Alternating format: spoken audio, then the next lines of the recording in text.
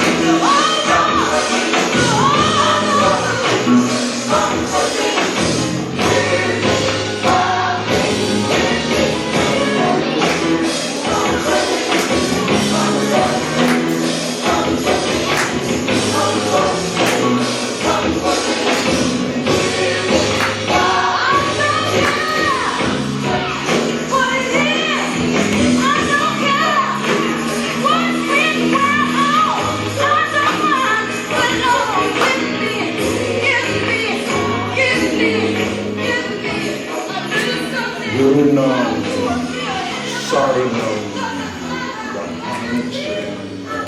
I take refuge in the evil.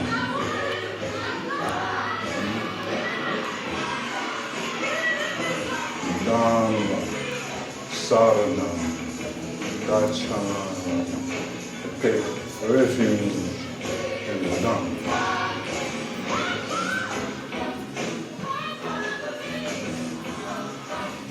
Sangha Sarana, there is refuge in the Sangha.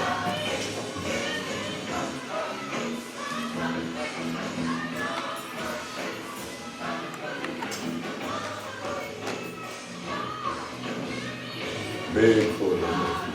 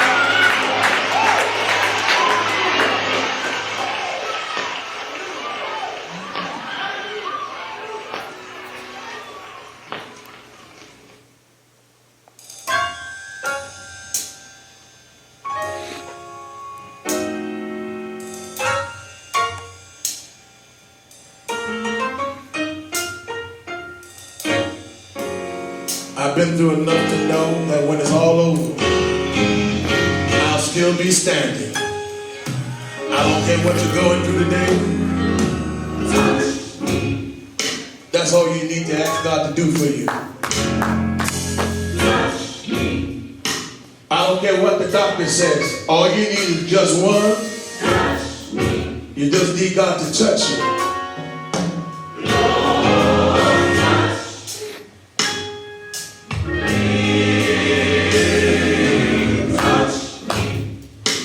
I know I'm not much. Oh, thank you, Jesus. Sometimes I feel so unworthy.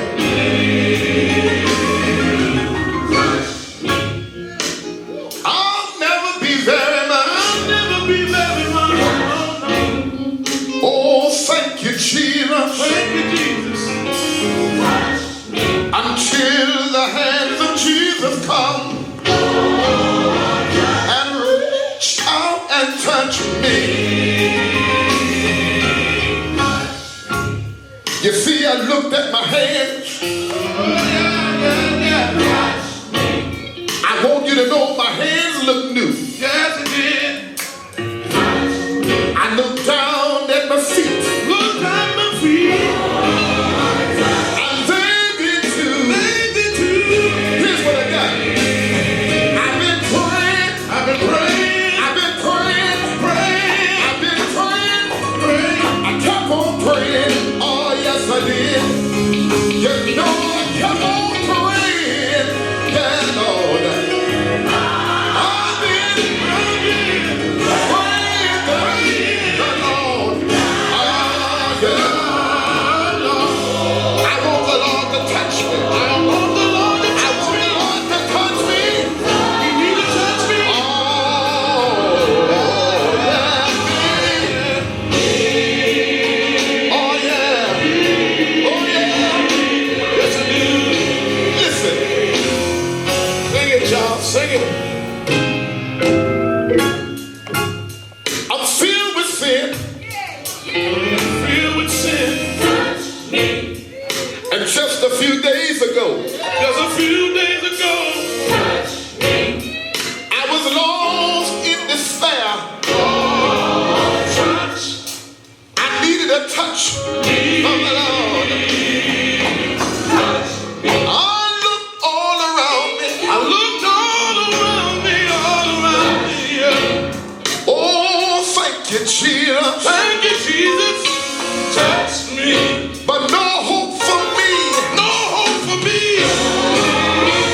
Could be found. And here's what I've done.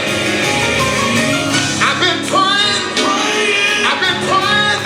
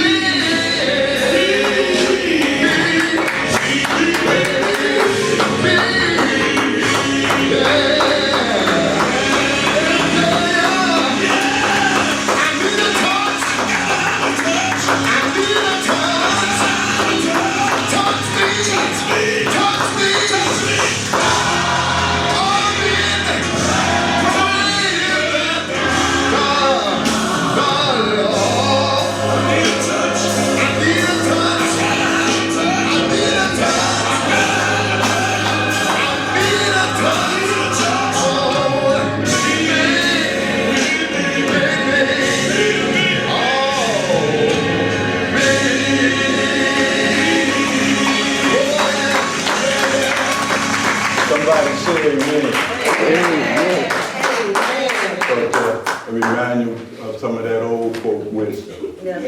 that's right. It got them through 500 years of the greatest suffering that any human being could undertake. If it was not so, you and I would not be sitting here. That's right. Yes. They understood. You can't make it in this place of samsara by yourself, resorting to your own very limited understanding. You need a touch. And those are lucky souls who have found their way to a spiritual path and have received Diksha, initiation. That's a touch. It's grace has responded to your pleas. You see, you asked and it was given. The only question is now what you gonna do, boo, with the grace that you prayed for, cried for, longed for, sought for. So that is what there is to remember, you see. Grace has touched your life. That's why we're here and not locked up in jail for OD on drugs. True? So this lifetime is your chance. You mustn't waste it dilly-dallying, lost it click-clack, and that which is of no importance whatsoever.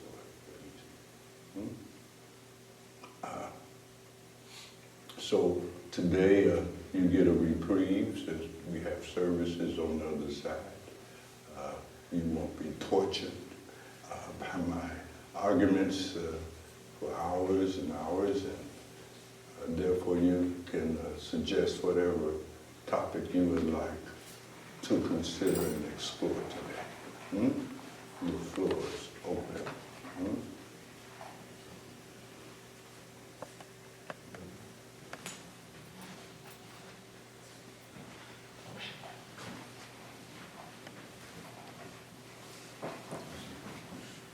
While you are scanning your mind and seeking the courage to come up with something that you feel comfortable exploring, you might want to continue to contemplate on the recognition of grace have come into your lives, and how much of that grace have you been able to absorb? You see? See, people are at different levels of capacity for the absorption of grace. Those who get grace and don't even recognize it with grace, and arrogate it to their own cleverness. You see, I did this. You see, grace didn't have nothing to do with it. I bust my ass and got it done. You see, but they don't understand.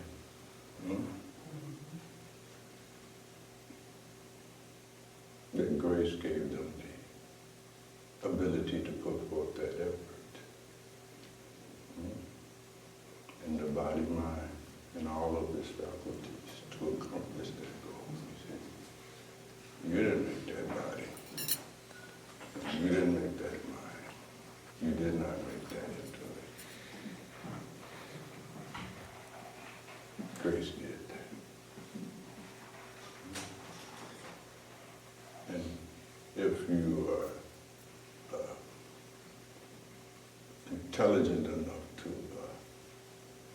discern the distinction between grace and your puny left, as you see, and you have some refuge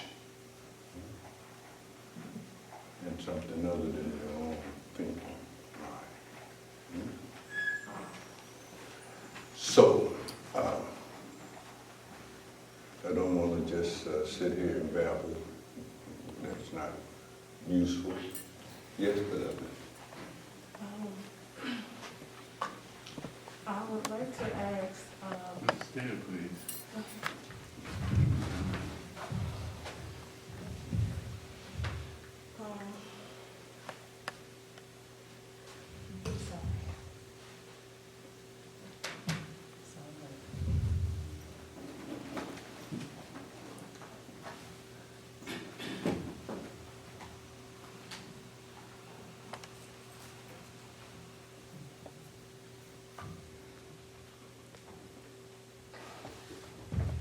sorry. Sorry, I It's lost okay. my train of thought.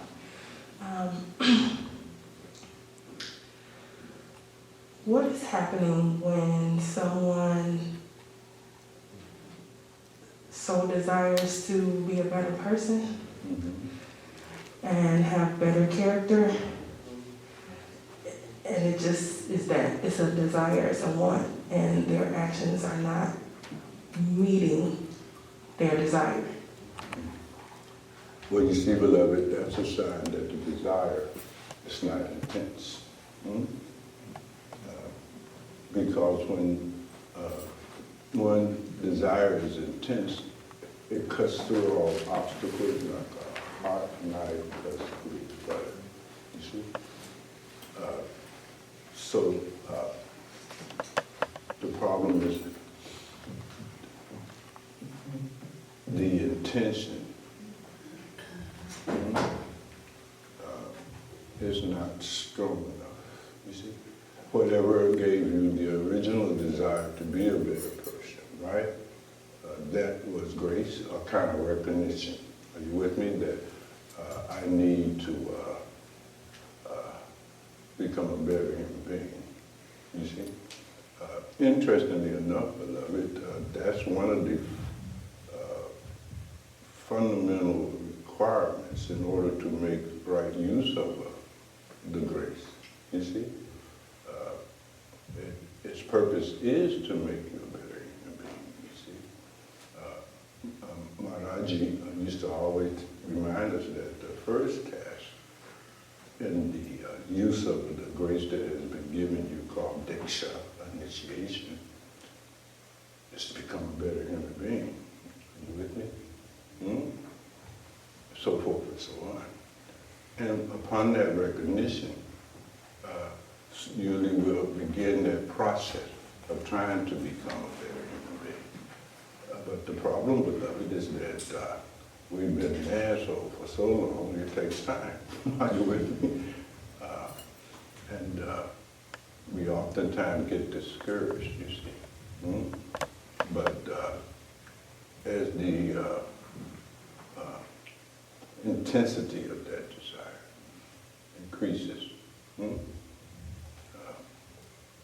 then it becomes a matter of life and death, you see.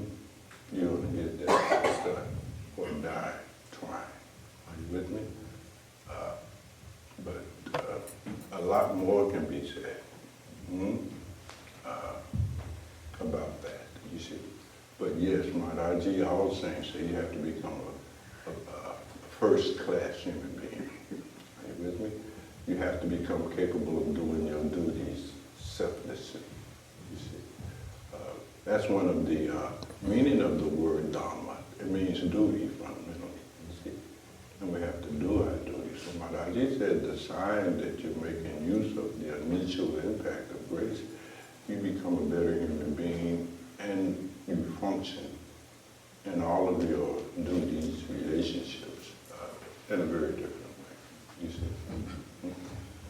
You become a good wife, a good husband, you see, a good mother, a good father, you see, a good friend. It makes you better in your roles. Are you with me? We all have roles, right? And if you really consider it, when we look at the roles that we all have had and still continue to have, are you going to get an Academy Award or are you going to get booed off the stage? So we have to reflect, you see. That's the first sign that you're making spiritual progress. You see, very often out of our fantasies, you see, reading literature, scriptures, books, you know, we have a whole different concept of what constitutes our spiritual growth and development that very often is completely out of touch with the reality of the process. Are you with me, beloved? We meditate and we feel old and see the midnight sun, or I didn't develop any supernatural powers and all of this kind of nonsense, you see. And therefore, I'm discouraged, right? But that's not going to happen. First, you become a good human being. Are you with me? And look to that progress in your roles and relationships. Are you with me? And that's the sign that you're making progress. You see? If you just memorizing teachings and reading books, that's all bullshit. That ain't it. You see? And then you mystify it. Why can't you benefit from your meditation? Well, you ain't did the fundamental work that is required. You see? Play your roles. You see? Don't moan, don't lament, don't bitch about it. Play the role. Right? You see? That you've been given. And it starts there. If you can't play those roles, how will you play the role of a disciple? How would you play the role of a spiritual aspirant? You won't play that well either. You with me? It'll be the same old shit. Are you with me? Make sense? Say uncle. Very good. Yes, brother.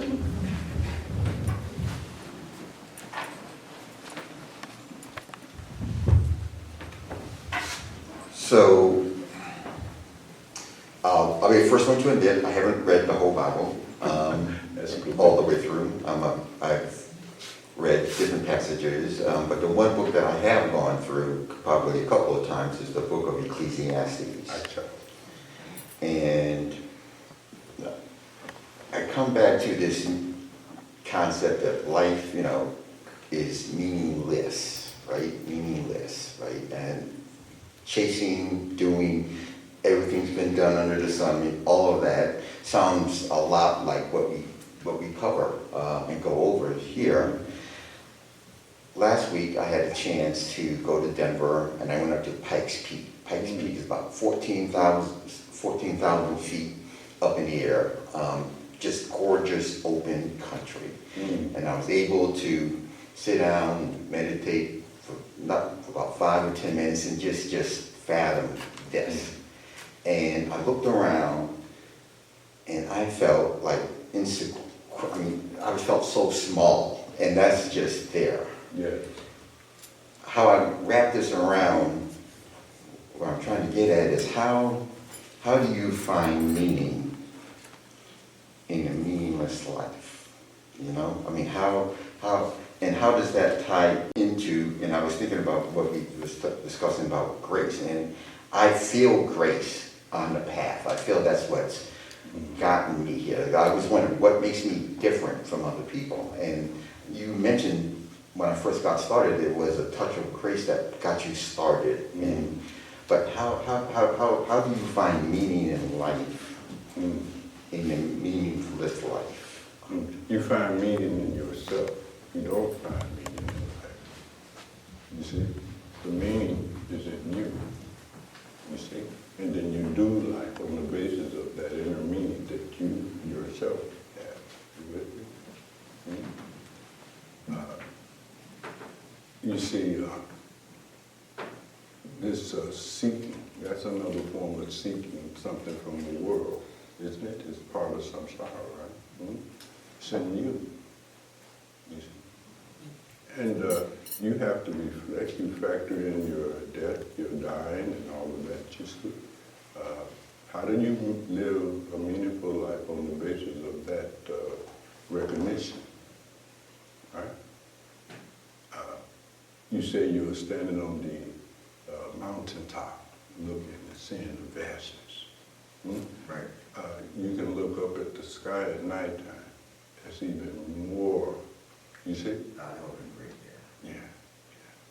Yeah. And recently some of the tourists went into space, right? You remember Captain Kirk, Star Trek, when he came down, back, changed.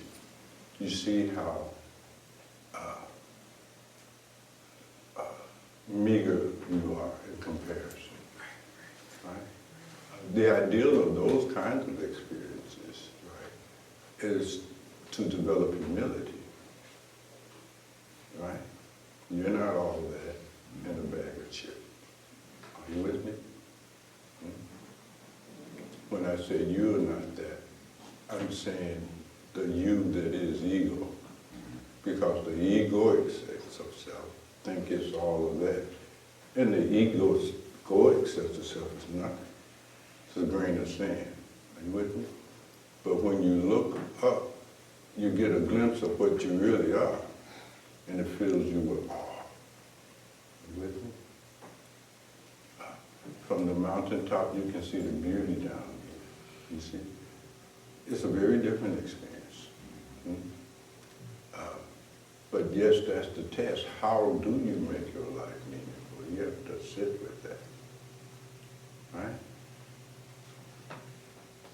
And you have to factor in the way you're doing your life, along with the realization that that's coming to an end. I guess just can the search be meaning? I mean, you get meaning out of the search, but can the search become I mean, I don't know if you can get lost in it that way, but. No. You know, one of the interesting things that you mentioned, I remember as a young boy, first book on philosophy that I read was Man's Search for Meaning. It's a classic. I don't know if you've read it. You might want to pick up a copy. It's still relevant today. You're familiar with the work? Right. And that's what you're searching for. You're searching for something more. Are you with me? Everything else that you've done is okay, but it's not enough. What? You know, you're searching for something more.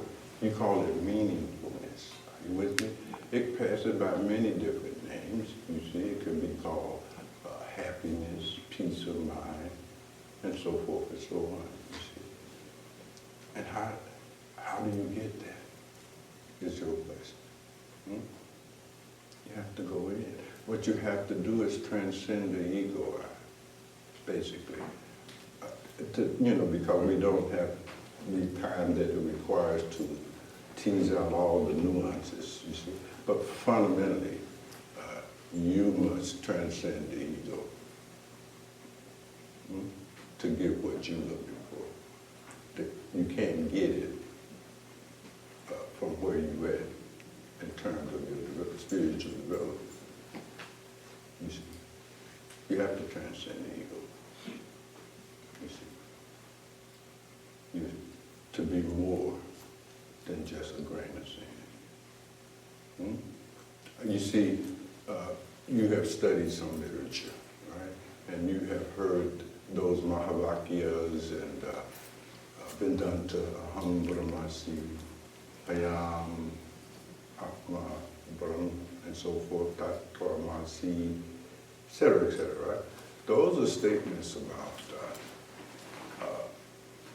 a sense of self, an experience of self, that the ego of self cannot have by definition. Because the ego self is a contraction of the fundamental sense of self. It's a contraction, a reduction, a diminishment, small, you see. Hence, the suffering. So when it expands, it realizes, Aham Brahmasmi, you see,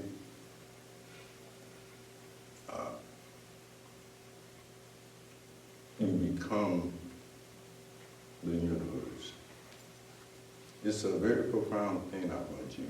We can't do justice here. I won't cast the rest of the song out with that kind of inquiry, but this ignorance of the self that you really are, and the assumption and identification with the not self that you operate from. It's the problem. You see, you really don't know who you really are at all. You see? And if you did, then you too would say, humble on mercy. You see? Everything beloved, is, and I'm trying to avoid where Bilal and I went last night. He didn't get much rest. But you looked into a mirror, right? And when you look in the mirror, what do you see? Myself.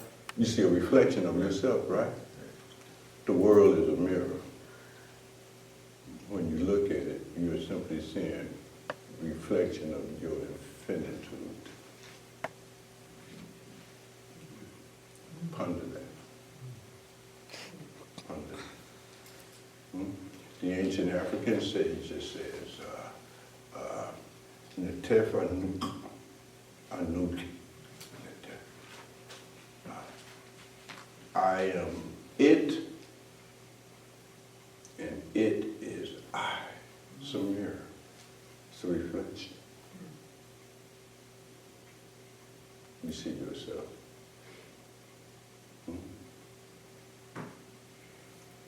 And that's the oneness. In the Astavaka Gita, where Astavaka, you see, takes King Janaka to school, and when King Janaka gets a glimpse, an understanding, an intuition, a zendo, an aha moment, you see, what the Chara mystic call pratyabhijana, recognition of self happens, he exclaimed, "Glory unto me, there's nothing like me." You probably remember the verse. When you are everything, what could be more meaningful than all that drops down? All of it drops down. We have to really have a serious talk, you and I, for real. Not good intentions won't get you where you want to be. All right, Billy? All right, you all are released from that. Somebody has something more to say. But he's always open and honest. We love him for that. Yes, beloved. Who goes there? Welcome home, welcome home.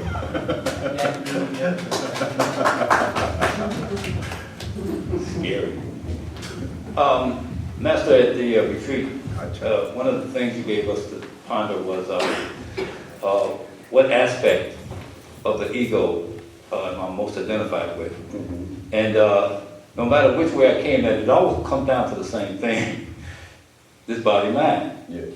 And if I look at it through roles, if I look at it through, anything else that I do, the likes and dislikes, it all comes back down to the body-mind. So that was a trick question, wasn't it? Yes. To make you think, right? Because you see, the goal of any spiritual process is fundamentally very simple. It's to know yourself. It has been such since time immemorial. Are you with me?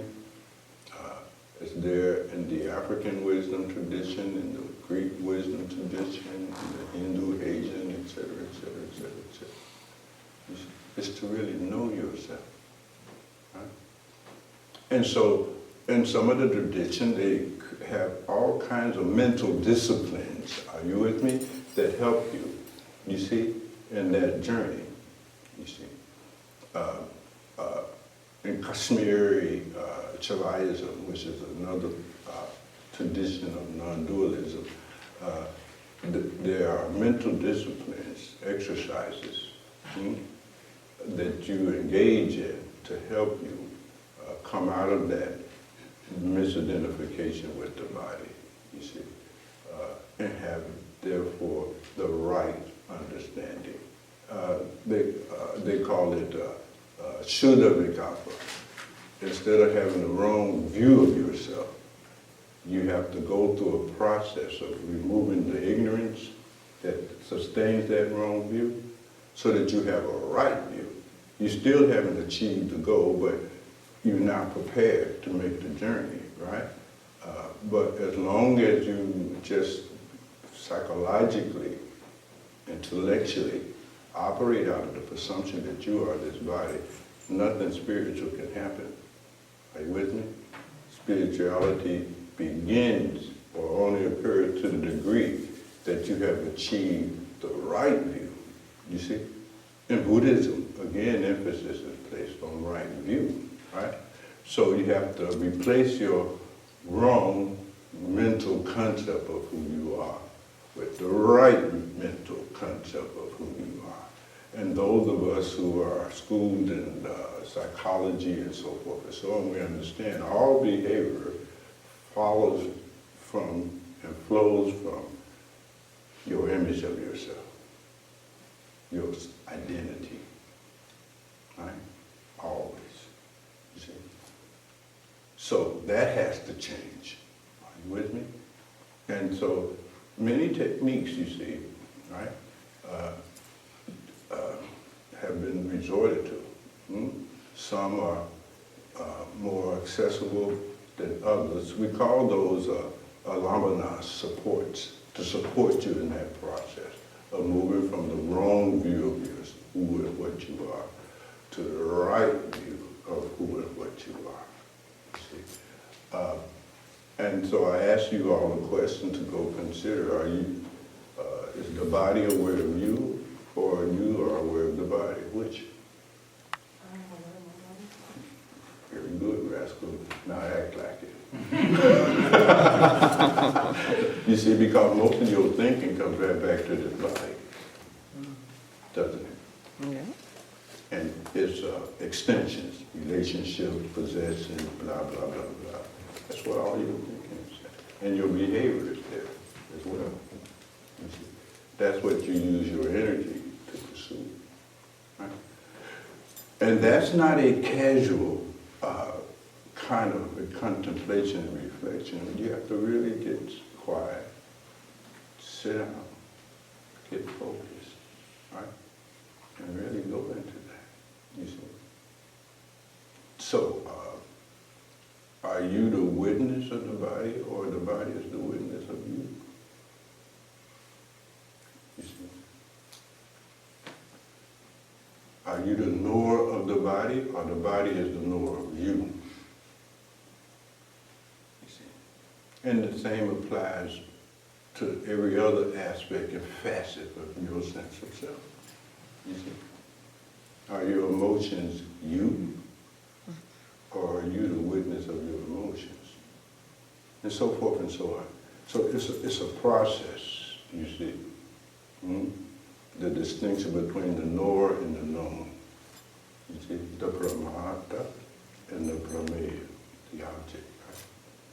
So, if I'm the knower of this watch and I start talking about I am the watch, run.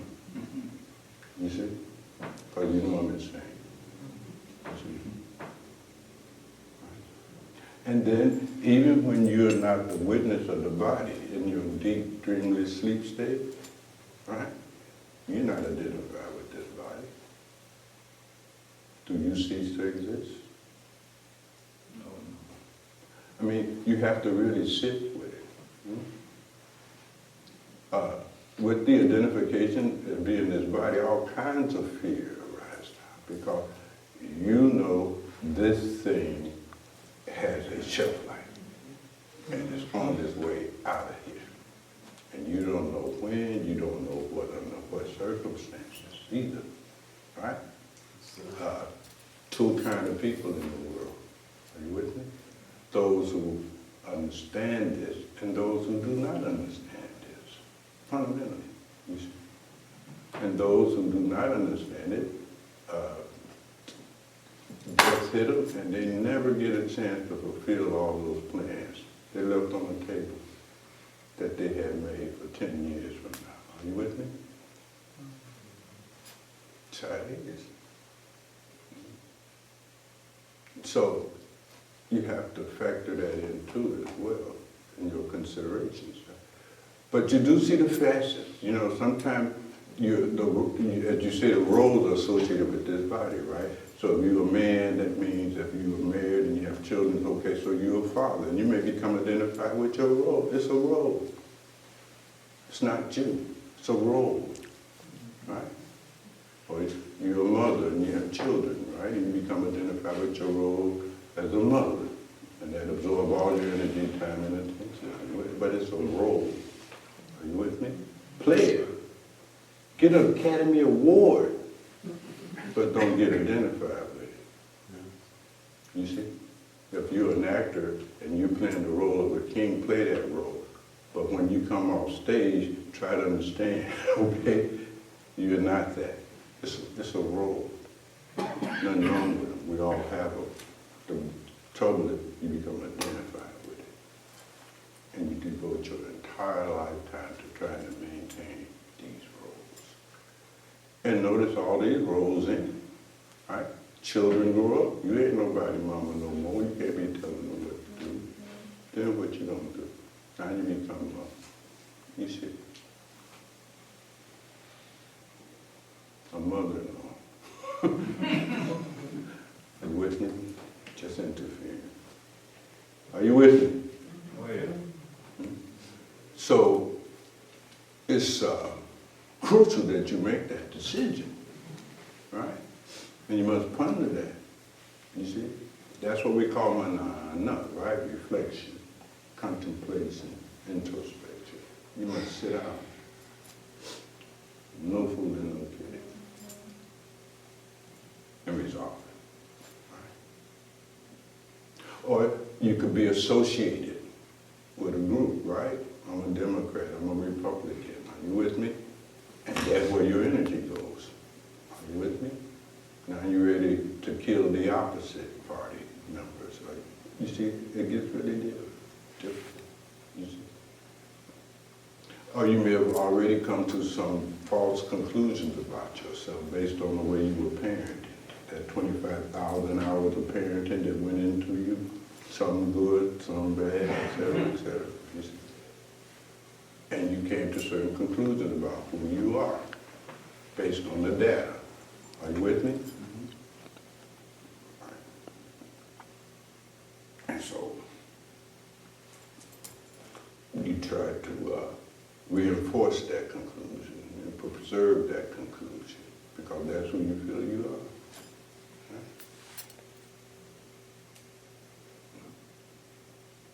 So, if mommy and daddy and the teachers told you how smart you were, you're such a smart little boy and you're such a smart little girl, you internalize that. Are you with me? And now it's important for you to be smart. Smarter than everybody. I'm right, you're wrong. Here's my argument. Or you try to be important. You think you're important. See what I'm saying? And that's what you're up to. You're just trying to be important. Power, fame, recognition, validation. I'm important, I'm an important person, you see? Again, misidentification has happened. Are you with me? It's a facet. You follow what I'm saying, beloved? Oh, yeah. Why y'all talking about this stuff today? I know You don't track. I ain't You don't trying to track. kill nobody. We got one body over there, but that's enough. You see? But it's a profound question. But coming back to the beginning is to know thyself. To know thyself.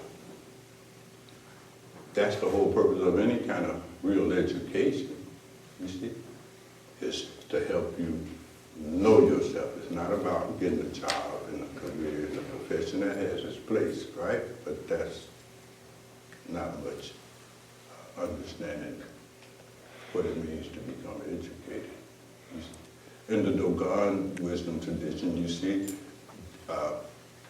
knowing who your mom and daddy is, your birthday, your social security number, blah, blah, blah, blah, blah. That's Getty, so that's little knowledge. It's not even to be taken seriously, you see. They have 50 different levels. It's also the case in some of the Vedic traditions, 50 different levels. And when asked, what is the highest? And they said, the highest kind of knowledge is Sogahi. You know yourself. See, if you don't know yourself, fundamentally, you're ignorant. Fundamentally. You see? You're ignorant.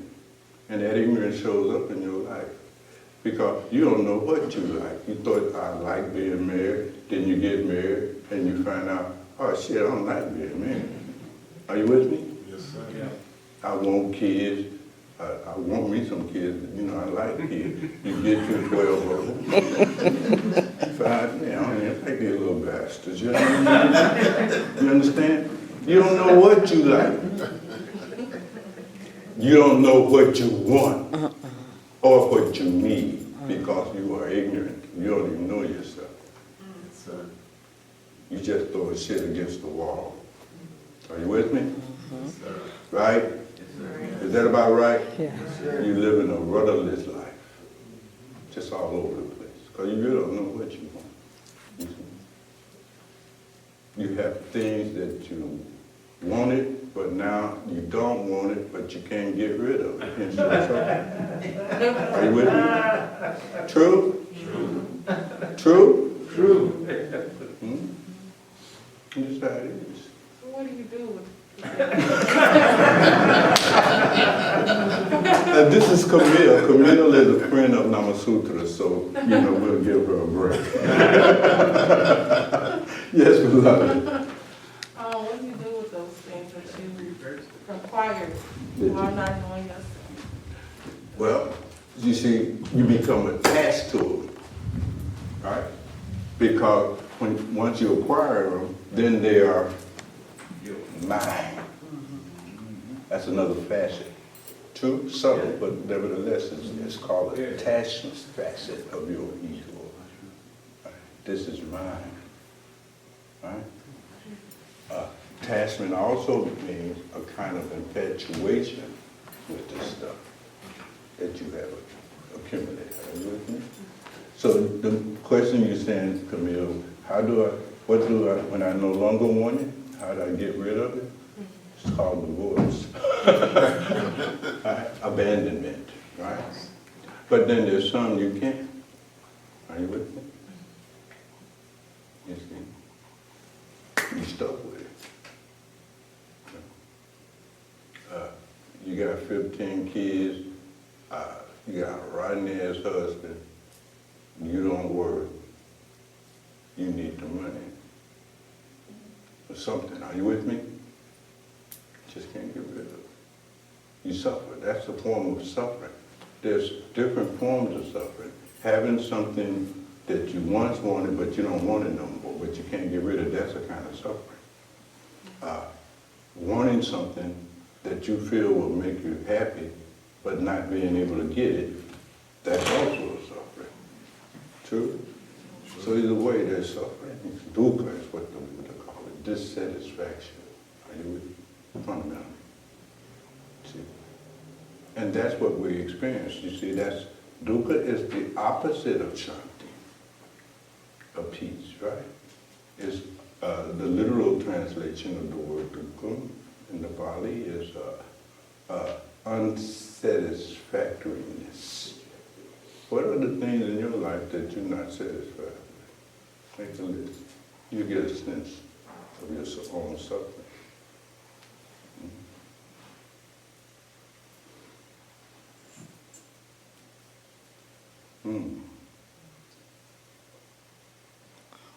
want you to think too much about it, because then you're going to get depressed. Okay? But I mean, take it slow, right? But look at it. You see. You might be dissatisfied with the way you look. Now you're in trouble now. What are you going to do? This is where you look. And you're dissatisfied with it. You know what I mean? But this, what can you do? Right? You're dissatisfied with who your parents are. Okay, but what can you do? Tell your parents. Are you with me? I mean, think about it. It's profound.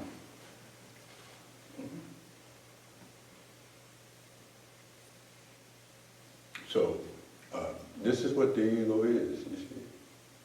That being the case, you know, how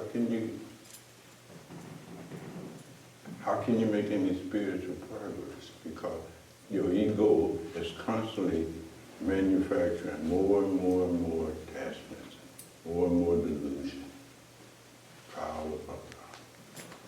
And then you become confused. Are you with me? Paralyzed. You don't know what to do. So you do nothing. It's like that. Sort of like that. Not quite as bad. I'm sorry for me. I didn't mean to depress anybody here, but, you know, you have to know what is important and what is not. And you got to know yourself. There's consequences when you don't know yourself.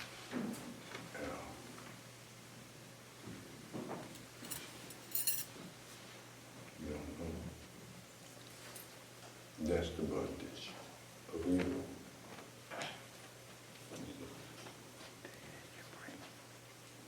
These are you rascals are. But isn't that the meaninglessness of life, right? I mean, coming That's part of it, because you don't know who you are.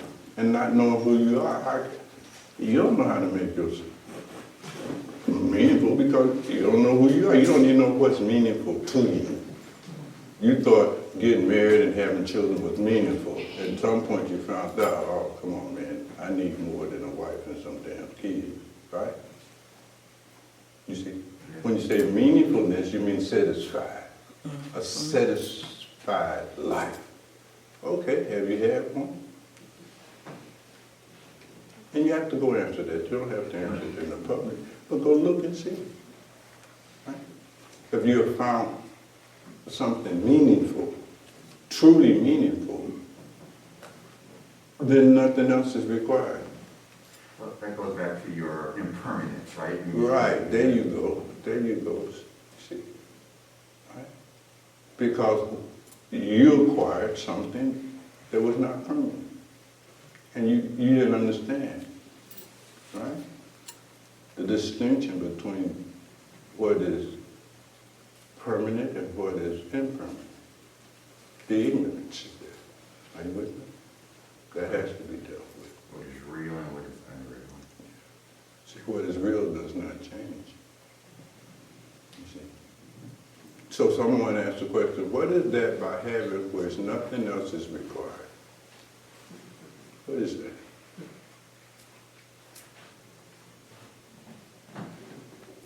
That's what you're looking for. But all you have found is that which does not last. And you gotta go chopping again. But if, you see, it's very difficult. You know, words can't really resolve these kind of inquiries. You know that, right? You have to have the experience. There's just no way around it. You see, these are metaphors. These are analogies, but analogies and metaphors is not a tautology, an identity, an equality. It's not like that. Sort of like that. He's supposed to give you an ideal. Right, it's not the experience. It's not the experience. And only experience is the answer. Nothing else. You see? You got a question? Oh, well, yes. Yeah, turn around so they can see your face. You get it? See, now how I'm gonna take her serious, right? I just want to, if you could talk a little bit about the role of meditation and having the experience of knowing the self. Yes, you see, that's the key, because you can't know yourself reading books. You can't know yourself sitting in places like this and listening to arguments. That's not how it is, you see. Meditation, you see, the sadhana, that is the only way to know yourself. Are you with me?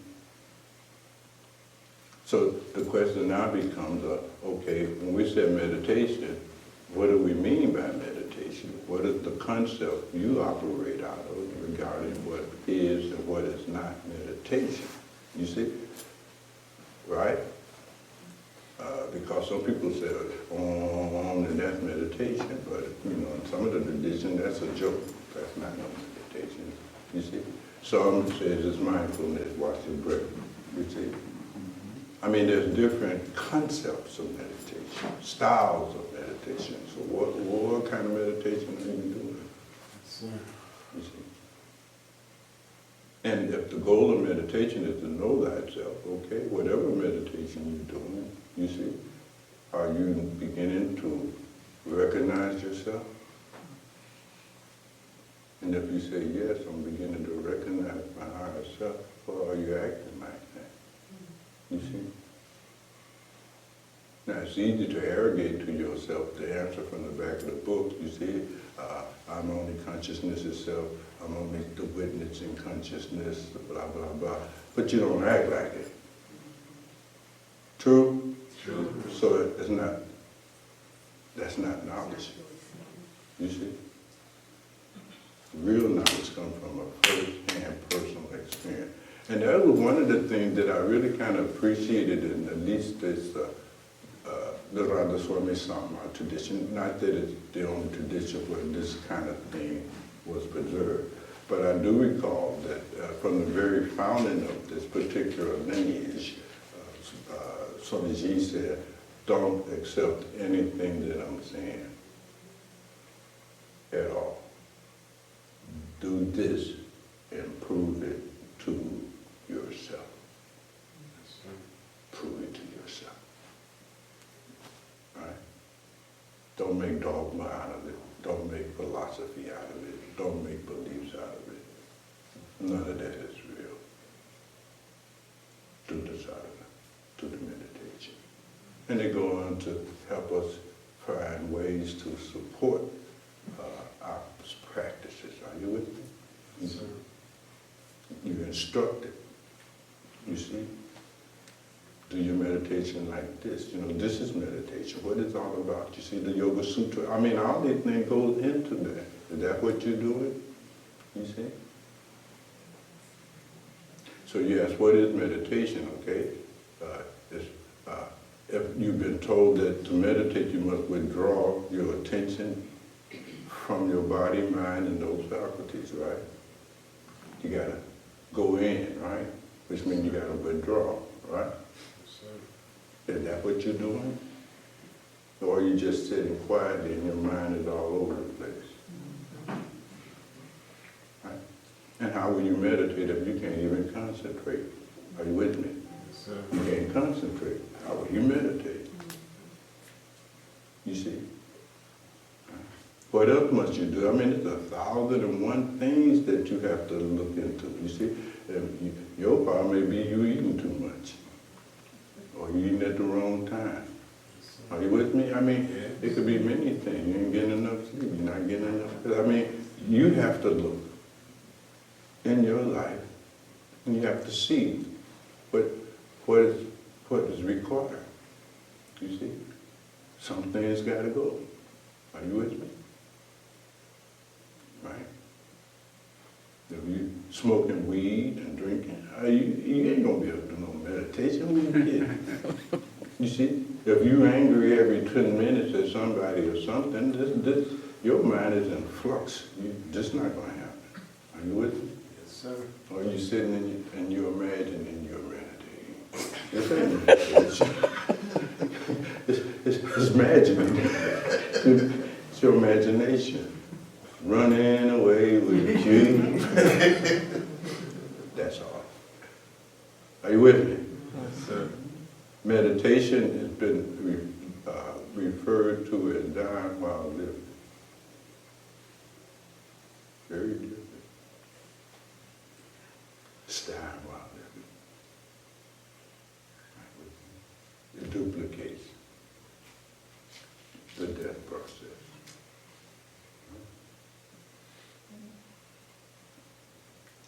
Whole nother animal. Huh? Whole nother animal. It's a dress rehearsal for death. It's preparation for death. You see? Because the ego eye, the body me, the body self, that's on this one out here. You see? It started dying the moment you came out your mother's womb. Too. I'm cognizant of time because we don't want to interfere with those services that are going to be started shortly. We'll use a few more minutes or so. There's something else that you would like to explore. We have a few minutes. Yes?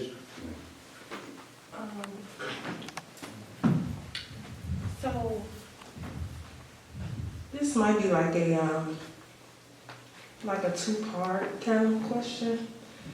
But you know how people will say things like they forgive others, but they can't forgive themselves for something.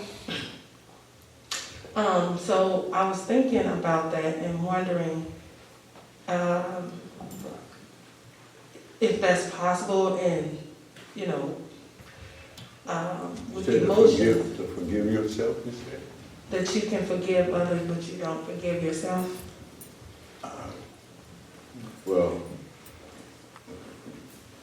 if you can't forgive yourself, you probably won't be able to forgive others for real. That's just an act. You see? But all of that, you see, Camille, is more ego drama. So as long as a person, it's like in marriage, for instance, right? Marriage was a kind of preparation for spiritual development. It was marriage is like a miniature universe where you have to develop some of the same abilities that you will need in order to deal with this world in such a way that you won't create more suffering for yourself. So it's a spiritual process, right? And you're challenged in a marriage to develop certain kind of qualities. It's spiritual. Even the vow tells us that, for better or worse. Are you with me? Now, when you sign on for that, right? Now, you're going to find out, do you have the character to go through the worst? Or when the worst happens, do you throw a little tantrum and sleep on the couch or in a different room? You see? It's there to develop, you see, the beaches, the seeds of the process of rising to a higher level of your own humanity. Are you with me? Right? And so, when you can't develop forgiveness, right? What is that? If there's love, then there's forgiveness. They travel together. Are you with me? You say I love you, but you can't forgive me my trespasses, my imperfections. You see, my shortcomings. You struggling with that? So where's the love? See, that's not love. That's ego attachment. It ain't love, right? But the purpose of the institution was really for you until death do us part. I'm in this thing, and you will grow. But you don't have the character to do that, right? It's will you do spiritual practice? How will you enter into sadhana? You see? Two, you'll say, okay, Bhagwan, please give me a technique. I promise that I'll do it every day. I know you ain't gonna do it every day. I'm not stupid, you know what I mean? You can't keep your word. You can't do no sadhana. It's all right. Steady, keep trying. You'll find it out about yourself. Does that make sense, beloved? I mean, so marriage itself is a kind of sadhana. I call it the yoga of relationships. It's a real yoga. Are you with me? It requires all kinds of disciplines. You see, most people, quite frankly, is having a lot of conflict in these relationships because you don't have the spiritual maturity to function as a wife or a husband. That's bottom line talking here. That's just real deal. Right? You're angry all the time. And why are you angry? Because you can't get your way. There's something still childish in you. You follow me? Like you're going to get your way in the world, see? You react the same way. You don't get your way in the relationship. You see? Just that drama, all that anger. In the world, you can get your way. Now you cause the shit to happen all in the world, right? Same thing, right? So marriage, in fact, a lot of the mystics will tell us, go get married or go up in a cave. One or the other. You gotta do this work. Are you with me? How else can you grow? The African mystic says that marriage is the context for practice. Isn't that interesting? Right? Real spiritual practice includes these relationships that we're in.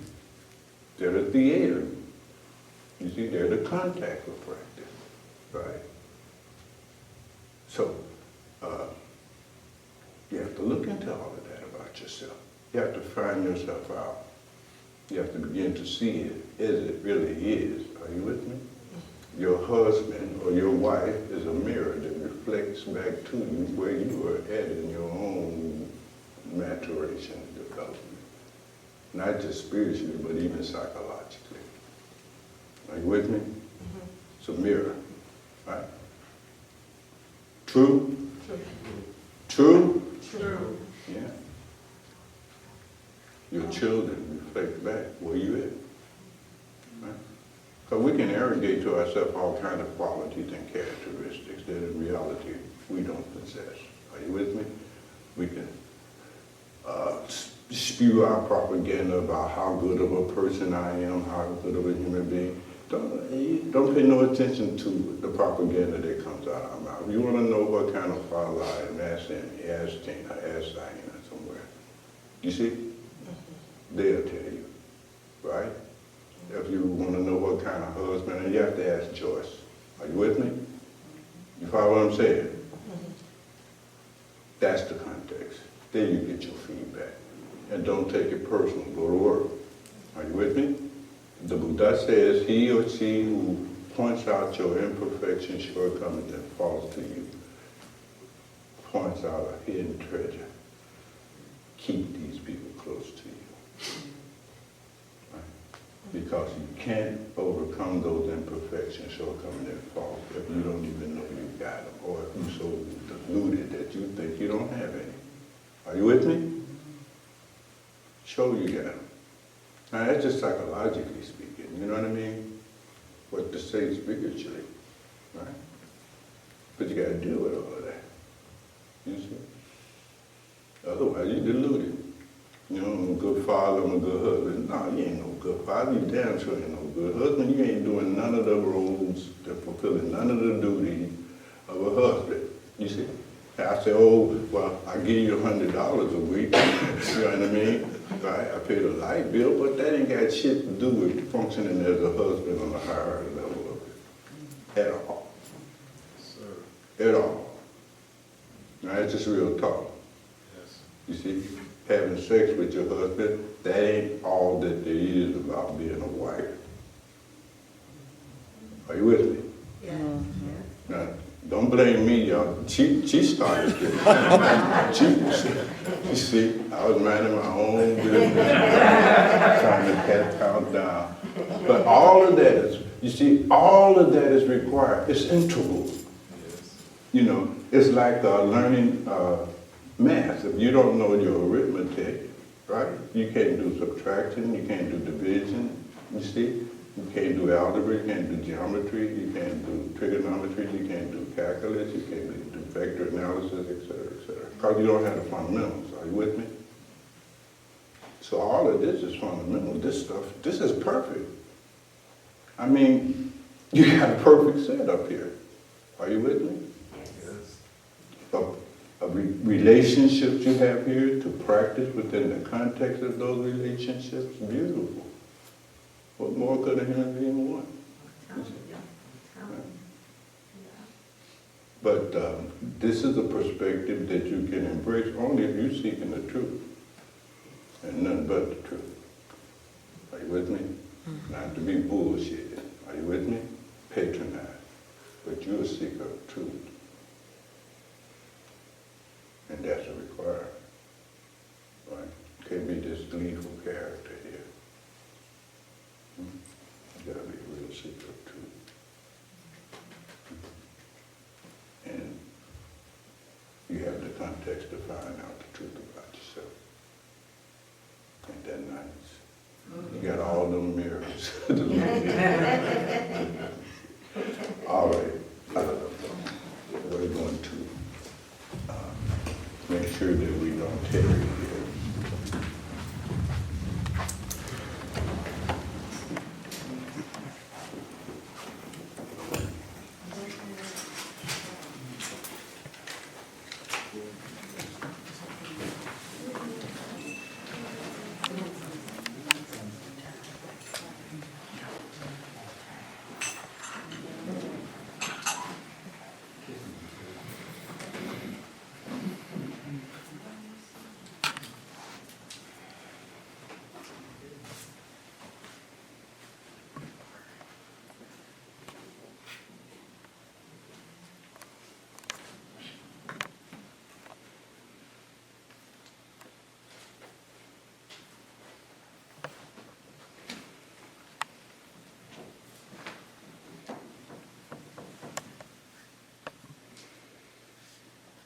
Gurunam Saranam Gacchami.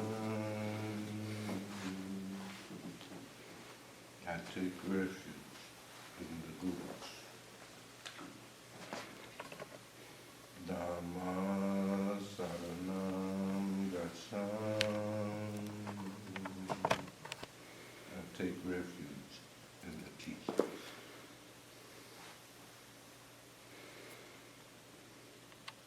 Sangha Saranam Gacchami. I take refuge in the Sangha. Om Shanti Shanti.